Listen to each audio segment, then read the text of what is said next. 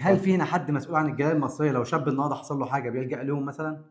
لا والله ما فيش حد مسؤول عن الجالية المصرية، كل واحد مع طب والناس نفسه. اللي بتطلع تقول إحنا جمعيات وإحنا. الجمعيات ديّة مش عارف، أنا ما اتعاملتش معاهم، بس ممكن تروح لهم الجمعيات اللي هي اللي بتوع المساجد، ممكن يخدموك لو عندهم خبرة في حاجة بيخدموك لو إنما ما عندهم في فيش حد إيدهم. هنا رئيس جالية مصرية في لا إيطاليا. ما فيش ما أعرفش، ما فيش جالية رئيس جالية مصرية في إيطاليا، وبعدين ما أصل هو رئيس الجالية يعني بصراحة هيبقى شغل شاق عليه لو قعد واحد مسك رئيس جالية في إيطاليا، لأن كل يوم هيلاقي مشاكل وحاجات كتيرة أوي، ديّة المشكلة الكبيرة. طب تحب توجه إيه رسالة للشباب اللي بيحاولوا يسوّقوا سمعة مصر والمصريين هنا اللي بيطلعوا يعاكسوا بنات والله ويقتلوا؟ دول شباب يعني يعتبر أنا باقول لهم ما فيش تربية بصراحة، لإن دي حاجة غلط، ده إحنا متربيين في بيوتنا إن كل واحد لازم يلتزم طريقه السليم، وأنت جاي هنا في بلاد ناس تانية المفروض تحترمهم وتحترم عاداتهم وتقاليدهم.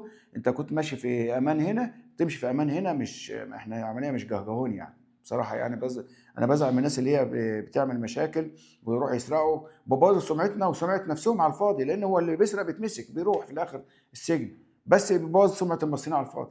دي المشكلة بس. إحنا كنا جينا هنا أصلًا ما فيش، لا إحنا كنا ماشيين ورا يعني جنب الحيطة كلنا، ولحد النهارده ماشيين جنب الحيطة، وامشي عدل يحترم عدوك فيك، اللي القانون بيقول كده في الدولي سواء في مصر أو هنا أو في أي دولة، امشي عدل يحترم عدوك فيك، خلاص امشي عدل تبقى كله تمام وأنت ماشي في حالك تمام، وربنا اللي بيرزق واللي بيسعى بيلاقي بصراحة يعني. حضرتك موافق على هذا اللقاء؟